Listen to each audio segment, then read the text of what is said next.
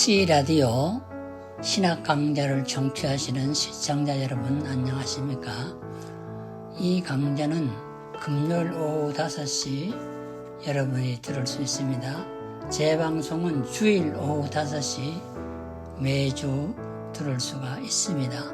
오늘은 신학 강좌 9번째 계속해서 제가 지금 창세기 1장에서 11장이 성경 전체를 이해하는 열쇠라고 했습니다. 그래서 계속해서 창세기를 지금 강의하고 있습니다. 오늘은 그 9번째입니다. 노아 방주를 좀 더 깊이 생각해 보려고 합니다. 인류는 원래 한 혈통이다. 성경은 그렇게 말합니다. 왜 그러냐면은 하나님께서 에덴 동산에 아담과 하와를 창조하시고 그 이후에 모든 인류는 아담의 후손이기 때문에 그렇습니다. 그리고 노아 시대를 보면 홍수로 전 인류가 망할 때에 노아의 8 식구만 살아남았습니다. 그래서 결국 노아의 자손들이 이 땅에 흩어져서 살게 됐는데 지역도 다르고 얼굴 색깔도 다르고 인종도 달라도 다 한 혈통이라는 것입니다. 이것은 우리가 어떻게 아느냐 하면은 성경을 보면은 알 수가 있는 것입니다. 성경 사도행전 17장 26절 여기를 보면은 분명히 인류는 한 혈통으로 지음을 받았다 그렇게 말을 하고 있습니다. 오늘은 특별히 노아의 후손들이 홍수 심판 때의 사실을 잘 이해했는데 홍수는 지난번에 홍수 전설이 세계에 지금 88개, 88개가 있다고 했는데 이것은 단순한 그런 전설이 아니고 분명한 역사적인 기록이라고 성경은 가르쳐줍니다. 팩트이기 때문에 이렇게 많은 전설이 똑같은 전설이 있지 어떻게 홍수가 없었는데 이렇게 많은 전설이 5대양 6대에 퍼질 수가 있겠어요. 그래서 이 홍수는 오늘 우리가 전 세계적이었다. 노아의 8 가족 외에는 다 죽음을 당했다. 그건데요. 그 증거를 우리가 과학적으로 보면은 1959년 1월 9일 과학이라는 잡지가 있습니다. 사이언스 잡지. 여기 보면 어류 화석이 전 세계에 걸쳐서 있다는 것입니다. 고기가 전 세계에 걸쳐서 화석으로 남아있다는 것입니다. 평균 6에서 8인치 길이의 고기 10억 마리 이상이 캘리포니아 해안선 밖 4평방마일에 걸쳐서 해저에 묻혀 죽어 있었다는 것입니다. 벨리 코프스키는 이와 같이 화석은 고통으로 죽은 흔적은 있으나 썩은 고기가 동물의 공격을 받아 죽은 흔적은 없다는 것입니다. 이것은 홍수로 인하여 하나님이 이 땅에 재앙을 내리심으로 갑작스럽게 모두가 홍수에 밀려 죽은 것을 볼 수가 있습니다. 어류 화석뿐만 아니라 동물의 화석도 전 세계에 걸쳐서 우리가 찾아볼 수가 있는 것입니다. 남아프리카의 고생물학자 로버트 블룸은 카루 공원 고원에서만도 8천억 정도의 척추동물 잔해가 있다고 추정을 했습니다. 이렇게 동물의 화석이 전 세계적으로 엄청나게 많은데 이것도 홍수의 증거라는 것입니다. 우리는 또한 이 지질학상으로 볼 때에 처음부터 끝까지 지층을 쌓는 퇴적이 계속된 것입니다.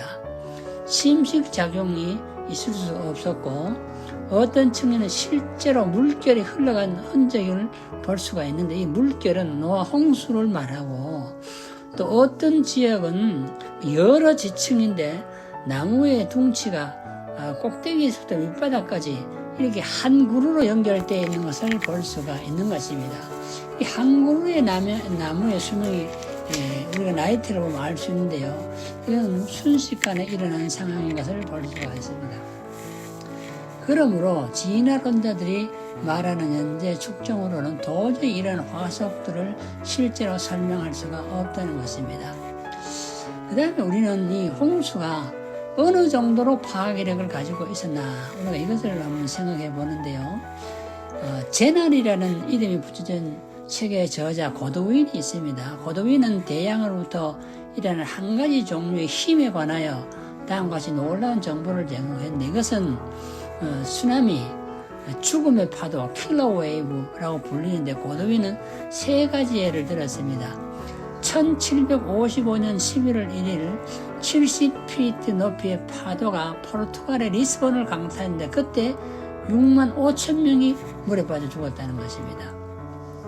그 다음에 1883년 5월 20일 인도네시아의 크라카토아 화산이 폭발했는데 이때 150피트의 파도가 해안으로 올라와서 33척의 유럽 선박들이 침몰되었고 많은 섬들이 9피트 아래의 진흙 속에 묻혀버렸고 1000개가 넘는 해안 도시들이 파괴되었습니다. 그리고 이 무서운 파도의 여파로 5만 명의 사망자를 내었다고 했습니다.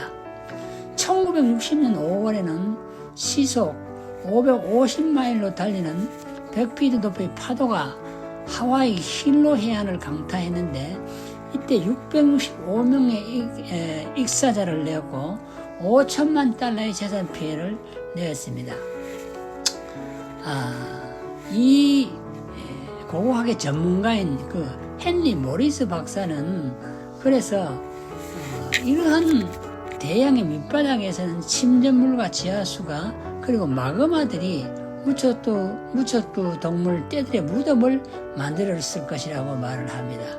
물은 열과 염분으로 급격히 변하여 비용해 물질을 형성하고 거대한 양의 화학물질이 용해되어 온 대양에 퍼졌을 것이라 그렇게 말합니다. 결과적으로 땅에서 흘러내리는 물과 침전물은 대양의 해수와 침전물로 서로 혼합되었을 것이며 마지막에 가서는 물결이 완만해짐에 따라 침전물은 자리를 잡고 용해된 화학물질이 시시로 응결되는 염분과 온도가 허용하는 곳에 위치하게 되므로 바위로 굳어지고 거대한 침전의 기반도 세계 도처에 형성되었다는 것입니다.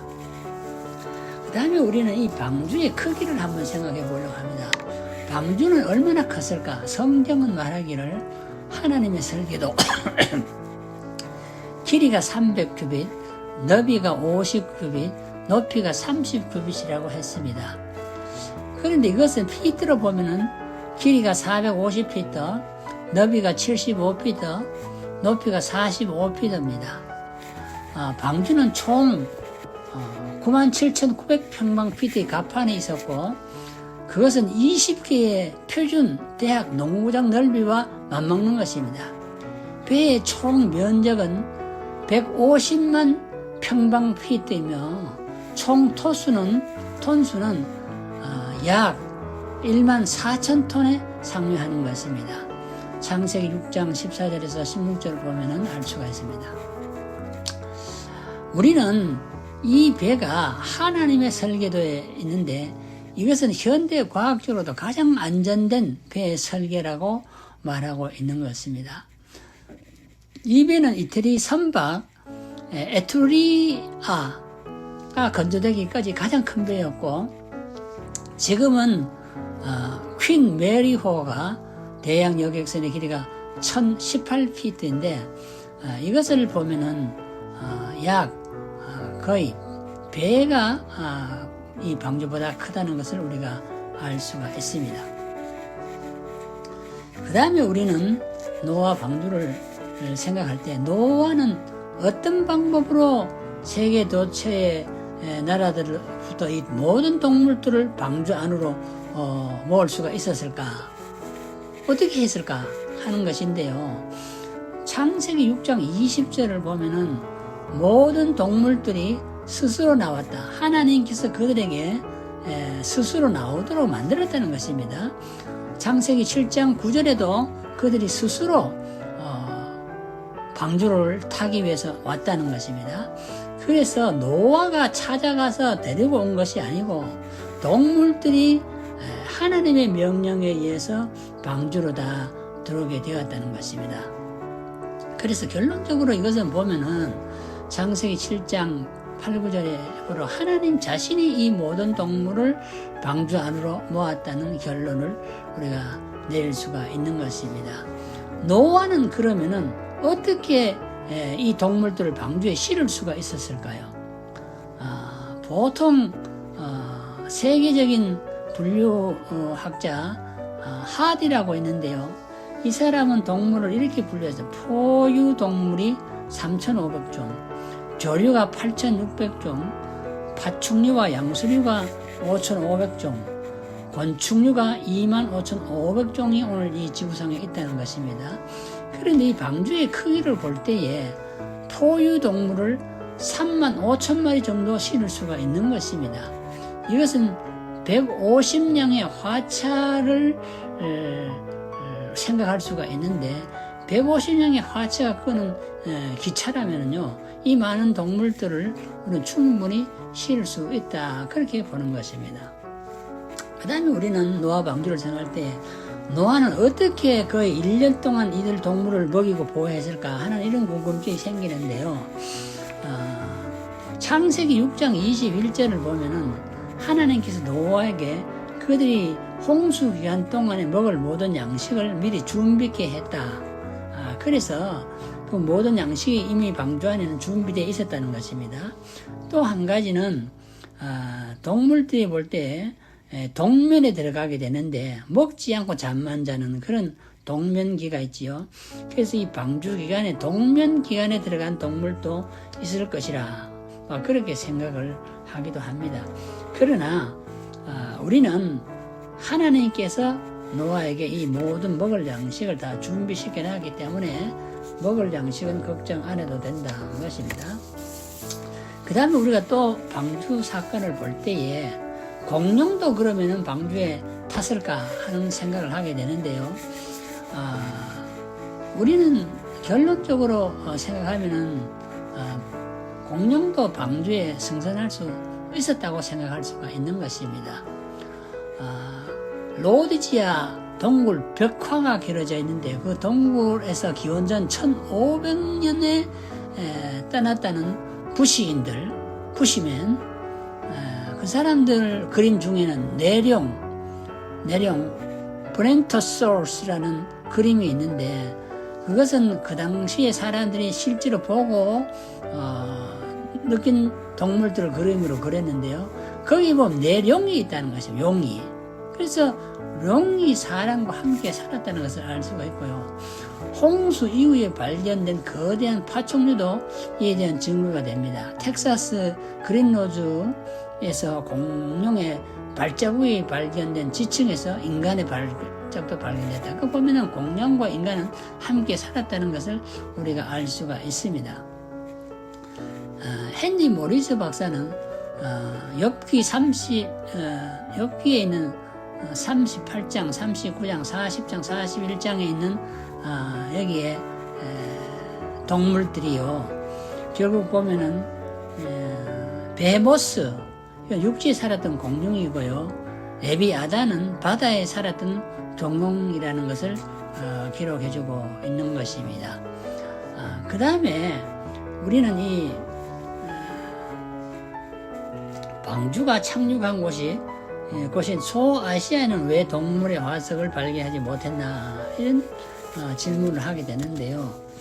불가지론자들과 지역 홍수설 주장은 범세계적 홍수를 견제하는 사람들에게 종종 이 사실을 지적합니다. 위튼 대학의 믹스터 박사는 만약에 칸가루가 방주에 있었고 아시아에 처음 땅을 밟게 되었다면 그들의 화석이 아시아에서 발견할 수 있어야 할 것이다. 그런데 로머스에 의하면 칸가루의 화석이나 살아있는 칸가루가 있는 곳은 오스트라리아 뿐이라는 것입니다.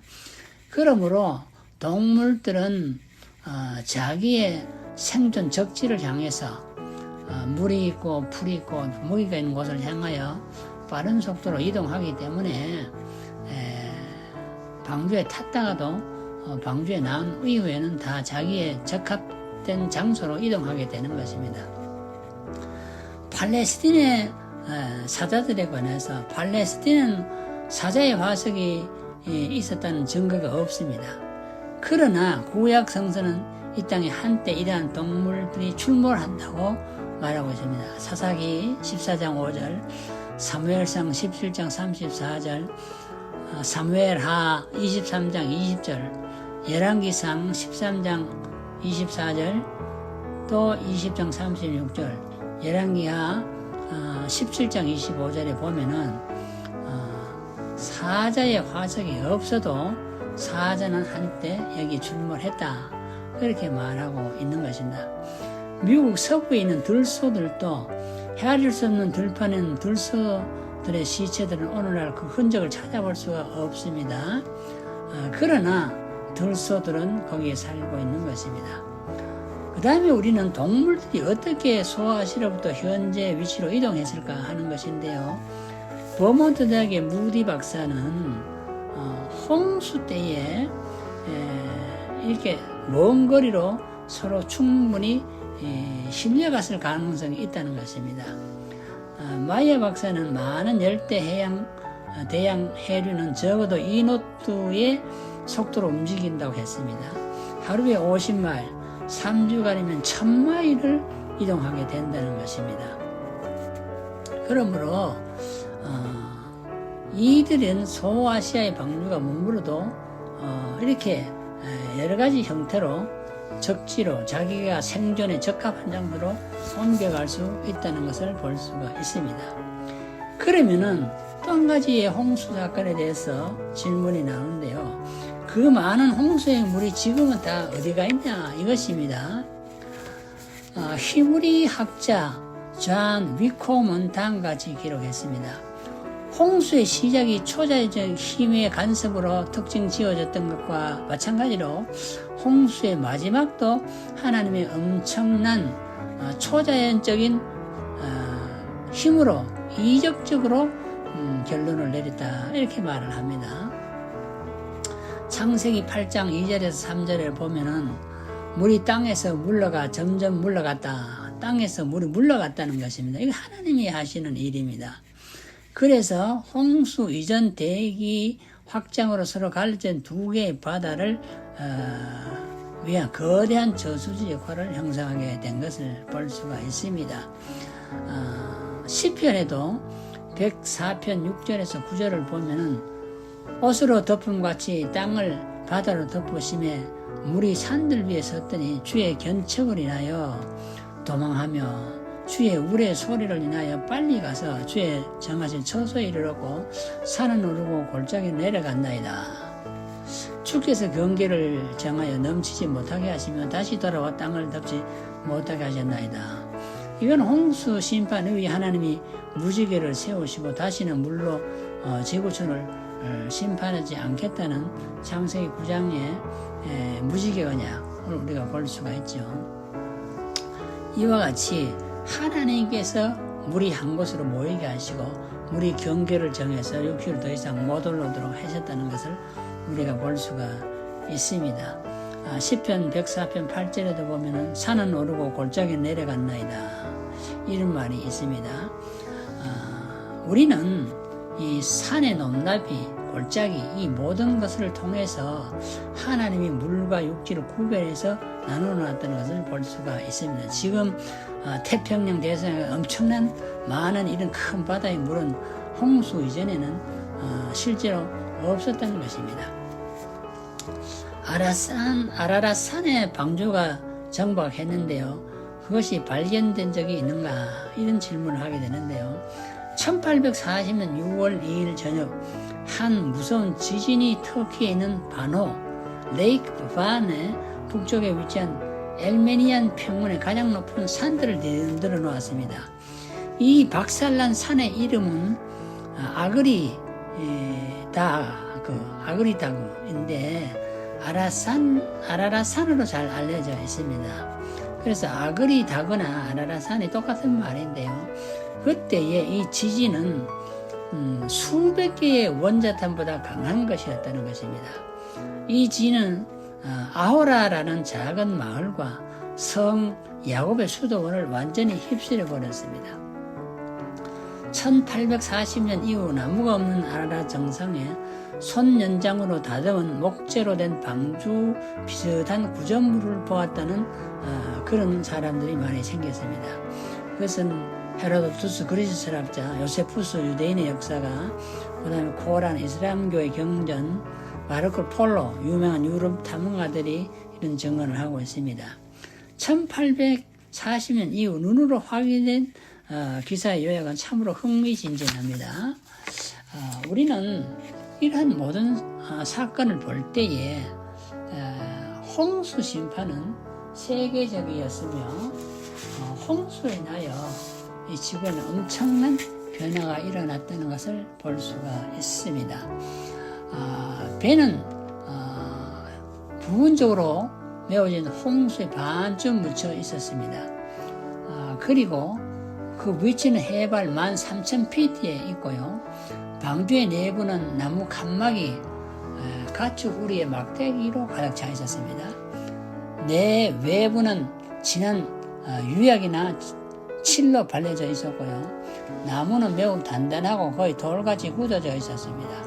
설치된 문이 있었고요. 증인들 자체가 매우 흥미있는 사람들이었습니다. 우리는 이 노아 방주를 통하여 하나님이 인류를 심판하신 것을 봅니다. 공의의 하나님, 아무리 외쳐도 듣지 않고 하나님께로 돌아오지 않는 백성들에게는 하나님께서 공의의 심판을 물로했는데, 지구 종말에는 소돔 고모라와 같이 불로 심판을 하게 된다는 것입니다. 우리는 하나님의 말씀에 귀를 기울이고 전능하신 하나님을 믿고 우리는 성경을 이해해야 합니다. 또 창조주 하나님, 무에서 유를 창조하시고 흙으로 사람을 지으신 창조주 하나님을 믿음으로 우리는 모든 진화론을 배격하고 오직 하나님 중심의 신앙으로 돌아갈 때에 이 모든 물심판, 불심판으로부터 피하고 천국의 아름다운 복락을 누리게 되는 기업을 받게 될 것입니다. 오늘도 시청해 주신 여러분께 감사를 드립니다. 다음 시간에 다시 뵙겠습니다. 여러분 안녕히 계십시오.